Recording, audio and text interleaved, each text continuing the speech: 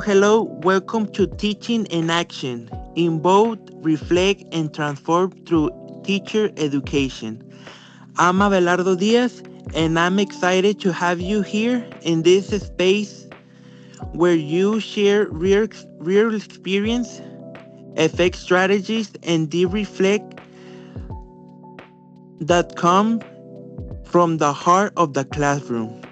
Today, we have a very special episode. We're going to talk about teaching strategies that are transforming English instruction in secondary school, project-based learning, and gamification. Two approaches that are helping our students learn with a purpose, motivation, and real-world connection. But that's not all. We also discuss something equally important, semantics and pragmatics in English classroom. That is also how we teach not just vocabulary and grammar, but also the meaning, intention, and connect behind what they say. Because teaching English is also about teaching a student how to communicate effectively, interculturally, and consensually. And to explore all this, we have the honor of being joined by two incredible secondary English teachers, experienced, passionate, and deep committed to what they do. Let me introduce Ruth, an English teacher with extensive experience implementing PBL, and Mariana, another English teacher who has found gamification to be a powerful tool for engaging students. Welcome, Ruth and Mariana. Hi, thank you so much for having me. I'm excited to be here and share all the experiences. Hello, thanks for the space. I'm really excited to talk about all the things we're passionate about. It's such a pleasure that have you both. To start, I'd like to ask, what strategies did you implement and how did the idea come about? Well, I've been working with project based learning, and it has been such a dynamic way to energize my classes. I started using it when I noticed that my students learn much better when they work on projects that connect with real world, things that genuinely interest them. And that kind of connection gives them much more meaning.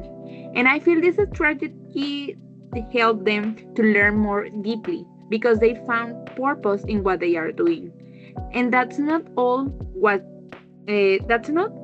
just learning for the sake of it. They understand, and that's what it matters. And you, Mariana? Well, in my case, I started using gamification, and the idea came to me after seeing how excited the students were during even the simplest games. So I decided to incorporate game elements into my lessons. At first, it was kind of chaotic, but some student some students got too excited about it, like it was racist. But after talking to them and making it clear that if they didn't behave, we'd stop the games, they started taking it a little bit serious and got genuinely involved on the lesson. Fascinating. I love how you both integrate these strategies into your classroom. So, what challenges did you face when implementing them, and how do you adapt it? Well, one of the biggest changes was that many students didn't know how to work as a team. And sometimes they waste a lot of time or just start chatting, and the class would slip away without progress. And it was tricky at first. But what helped was setting clear rules from the beginning and require connect progressive for each team. And I also included sessions where teams could give feedback to another team. And another thing is that I started assigning teams myself at the beginning because otherwise they always group with their friends. That's why. I totally get that. For me, aside from the initial resentment, students constantly asked to play games even when it wasn't time. So managing time was a real challenge.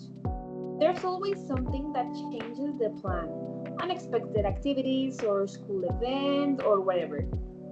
So I made a deal with them. If they work well, we dedicate some time at the end of class or a week for games, and that helped me a lot. Wow, excellent classroom management. I love how you found a balance between fun and structure. What kind of reaction did you notice from your students? Do you see any change in their attitudes or learning? Absolutely, absolutely. One of the most rewarding things was seeing how once students understood the PBL work, how it works, each person naturally took a role within the team and stayed really focused. And I was amazed at how students with very different personalities managed to work together. For example, one project was to put on a Christmas play in English, and it was incredible. They organized scenes, made costumes and set, and even improvised with lighting changes and so on.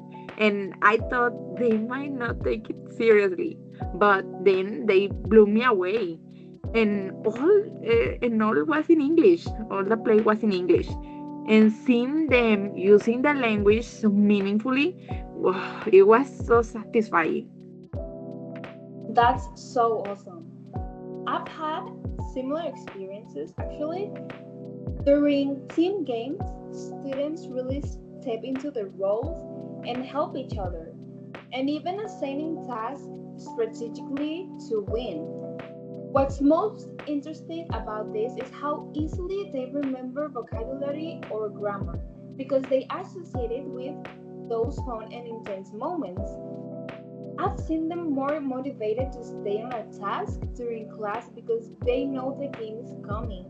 And when we play, they're focused, they're involved, and all that reinforces their game naturally. That's beautiful to hear. It really sounds like they learning not just English but also life skills, teamwork, responsibility, creative expression. Now, with all this experience, what will you change the next time? And what advice would you give other teachers who want to try these strategies? Well, I think I would leave more room for students to choose their own projects. I think that would increase motivation even more. And my advice would be give PVL a try, even just a little. It doesn't have to be a big or complicated thing at first. Start small, connect it to what you're already teaching, and just adjust based on what your student responses. I'd also make a few tweaks, mainly having the rules really clearly from the start, especially with gamification, because things can get easily out of hand real quick. And my advice, don't be afraid to try new things. Students really value when you go the extra mile to make learning more engaging. Just make sure to keep things structured. It's fun, yes, but it's necessary to have clear boundaries. And most importantly, listen to your students. They'll give you clues about what works and what doesn't. Couldn't agree more. At the end of the day, involving in the classroom also means constantly learning from the works and what doesn't, hearing how you created meaningful learning for your student is truly inspiring. Now that we all talk about how students learn, apply, and take ownership in language, I like to shift the conversation a bit. In English teaching or any English language teaching, we're not just teaching vocabulary and grammar. We also teaching how language is understood and used in context. So let's dive into something fascinating, semantic and pragmatics. For the listeners, semantic is about the meaning of the word, phrases, and sentence, while pragmatic focus on the language is used in real life situations, considering context, intention, and even cultural norms. So let me ask, how, how do synonyms and polysemy affect how a text is interpreted? And have you had interesting experience with this in class? Okay, well, synonyms and polysemy affect comprehension a lot. Sometimes a word has several meanings, and if a student don't understand the concept, they can totally misinterpret the text or the thing. And I remember one student read the word bat, and he thought it referred to the baseball, but the text was about animals. So that happens a lot with polysemous words or synonyms that are not used in the same way. Yes, that's why I always tell my students don't translate right away. Read everything and think about what the text is really about. The context always gives you the key. Great. Now, I'd like to ask each of some more specific questions to explore how we handle these topics in the classroom.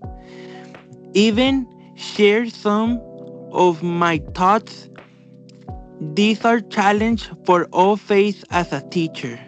Now, Ruth, how do metaphors and metonymy affect how a message is interpreted? Well, I think metaphors and metonymy are super common in English and in Spanish too, right? Uh, we don't we don't use always. Sorry, we just don't always notice we are using them. And what is important is helping students to see that they are not meant to be taken literally. Like if someone says, "Ah, he's on fire," it doesn't mean that he's burning. Once they understand the figurative meaning, they remember them more easily and they even start using them without fear. Totally agree. The national challenge is helping them recognize this as a language device, but once they get the meaning, not through literal translation, they remember them. Like you said, they already use metaphor in Spanish without realizing it.